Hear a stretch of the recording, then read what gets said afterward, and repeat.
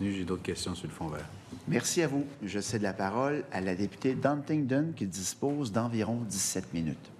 Merci, Monsieur le Président. On est loin, mais bon, on a des questions, je pense, qui sont très intéressantes parce que je vais vous amener dans le secteur économique.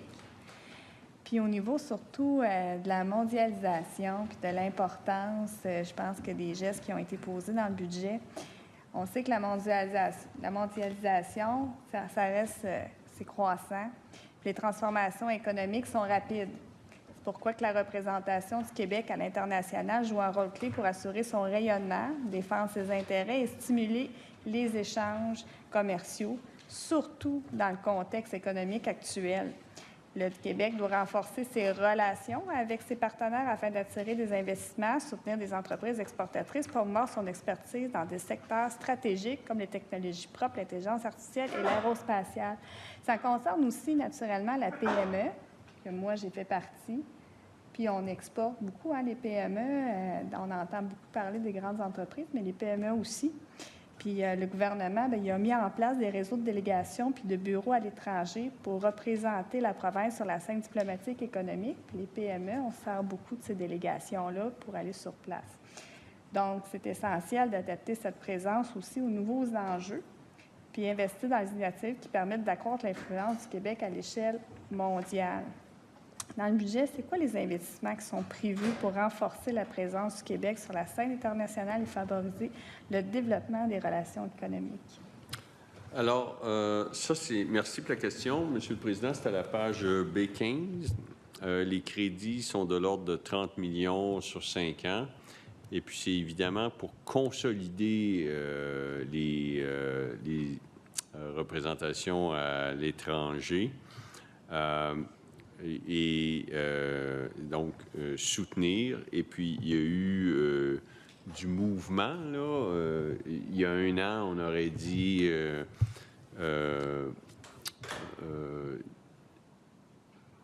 direction États-Unis.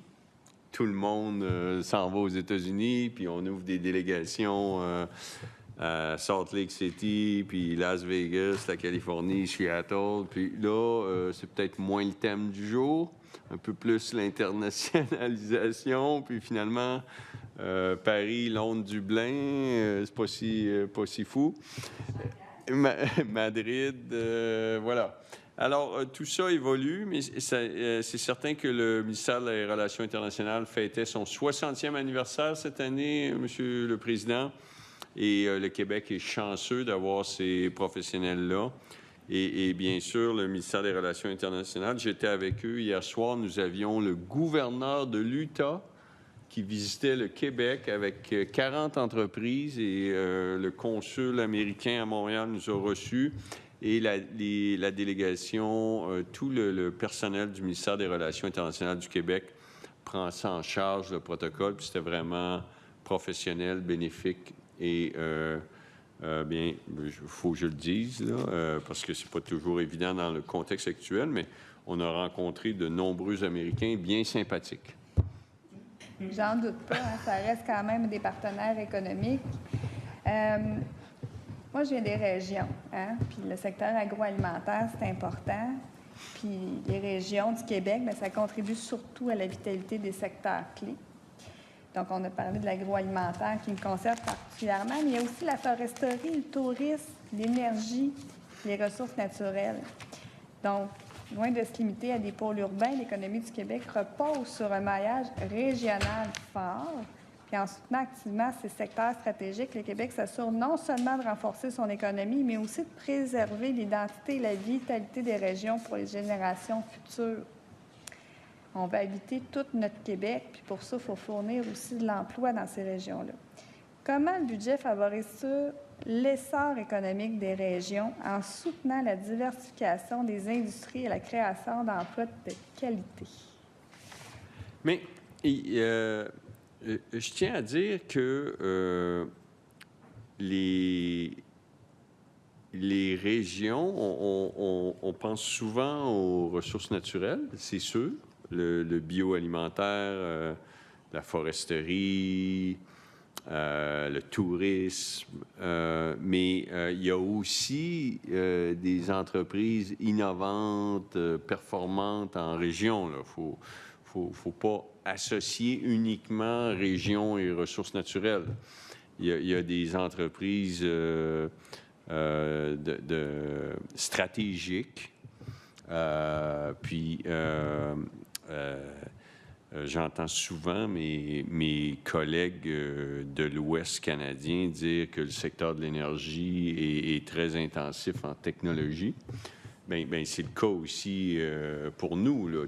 Par exemple, si on prend Rio Tinto, passer de l'aluminium tel qu'il est conçu aujourd'hui à l'aluminium vert va nécessiter toute une transformation, innovation.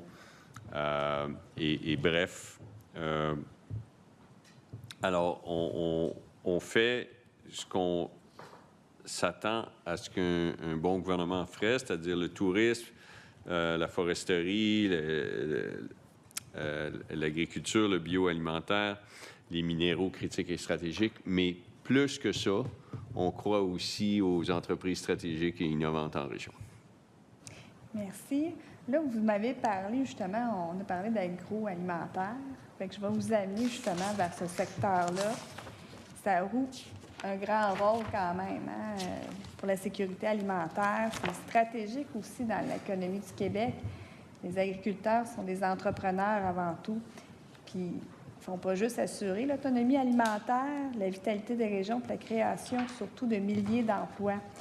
Que ce soit par la production agricole et la transformation alimentaire, cette industrie fait face à de nombreux défis. On se souvient du fameux été 2023, où ce que nos fermes ils doivent s'adapter au changement climatique puis au manque de main-d'œuvre. Dans le cadre de notre budget 2025-2026, c'est quoi les mesures qui sont prévues pour soutenir le développement du secteur agroalimentaire et assurer sa résilience face aux défis économiques et environnementaux?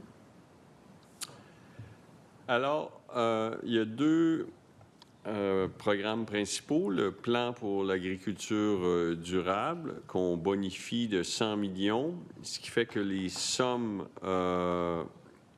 puis ensuite, il y a la politique bioalimentaire qui, elle, a un horizon 10 ans. On me dit qu'en 25-26 et 26-27, elle est dotée de plus de 225 millions de dollars là, pour la politique bioalimentaire du Québec. Alors ça permet là, d'assurer la pérennité du secteur, renforcer son impact, et c'est le principal outil d'intervention du ministère de l'Agriculture pour soutenir l'industrie.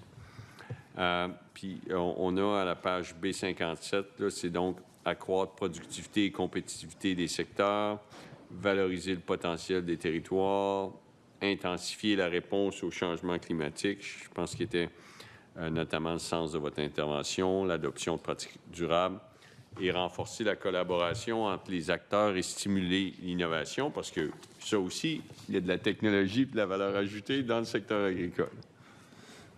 Effectivement, même dans la pratique, quand on veut allier l'économie avec le côté vert, je pense que c'est vraiment par l'innovation que nos agriculteurs vont se distinguer.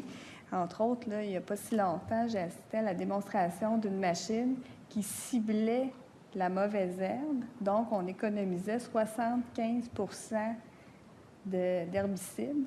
Donc, c'est bon pour l'environnement, mais c'est aussi bon pour la culture. Donc, c'est très intéressant. Il y a un programme, d'ailleurs, d'investissement en croissance durable. Je pense que c'est AP de 58. Est-ce que vous pourriez m'en parler un petit peu plus de ce plan-là? C'est le programme qu'on appelle le PICD. Je ne sais pas si vous le connaissez sous cette appellation. Le programme d'investissement pour la croissance durable qui finance des projets. C'est un programme qui passe par la financière agricole du Québec. Alors, finance des projets pour diversifier la production et offre un soutien aux jeunes agriculteurs, entreprises agricoles confrontés à des besoins de liquidité, donc du financement. C'est un levier aussi, parce que dans le fond, on investit, mais le secteur aussi va investir, c'est ce que je comprends. C'est-à-dire qu'on donne des capitaux à la financière agricole qui connaît le terrain et donc peut intervenir de façon précise.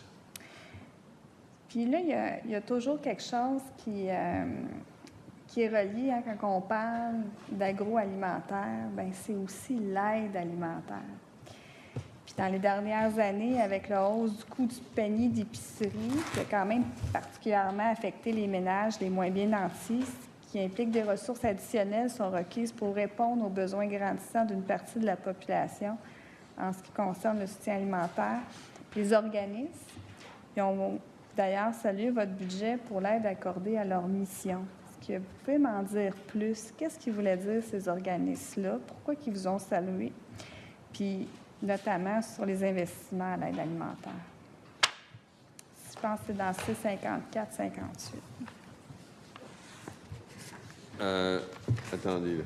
C58, C57, oui. Non, pas C57. C58, voilà. OK. Et C59, tout ce qui a été fait. Bien, en fait, encore une fois, on intervient via ceux qui sont sur le terrain et connaissent ça, notamment les banques alimentaires du Québec, le Club des petits déjeuners, la cantine pour tous, la tablée des chefs. Et la somme de nos interventions depuis 2022, où il y a eu des demandes supplémentaires, totalise 176 millions. C'est quand même considérable. Puis, vous avez parlé d'aide alimentaire, le secteur scolaire. Je pense que dans C32, il y avait un petit peu plus de détails parce que moi, ça me touche particulièrement dans ma région, parce que notre indice de dévitalisation est particulièrement, de défavorisation est particulièrement élevé. On a des clubs des petits déjeuners notamment. Puis c'est particulièrement apprécié. Hein. Un enfant qui a faim, bien, on s'entend qu'il va apprendre moins bien. Donc, son épanouissement aussi total est affecté, hein, parce que si ça va moins bien à l'école, bien, c'est tout ce qui s'enchaîne au niveau de son estime de lui-même. Je sais aussi qu'il y a des ententes entre les deux paliers de gouvernement qui ont eu lieu. Puis ça, bien, après ma base, ça va bénéficier surtout nos jeunes. Est-ce qu'on pourrait peut-être juste donner un petit peu plus de détails sur cette aide-là? Je vais essayer de vous faire sourire. Il n'y a rien comme l'imminence d'une élection fédérale pour inciter les partis à s'entendre. On aime ça. J'ai réussi à vous faire sourire. Toujours, M. le ministre. Surtout pour la bonne cause. Ça a été quoi le résultat de cette fameuse entente-là? Je vois que vous avez usé l'opportunité.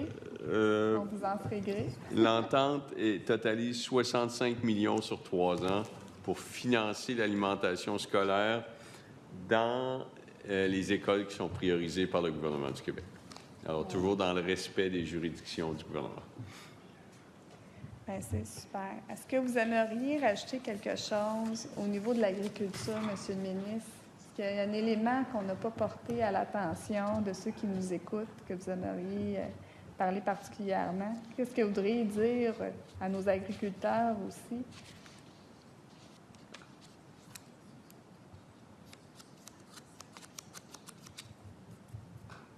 Que moi, je connais rien en agriculture, mais que mon épouse, dans sa famille, il y avait une ferme laitière de 300 têtes. OK. Et que le ministre de l'Agriculture est bien chanceux d'avoir une aussi bonne chef de cabinet parce qu'elle travaillait avec nous avant.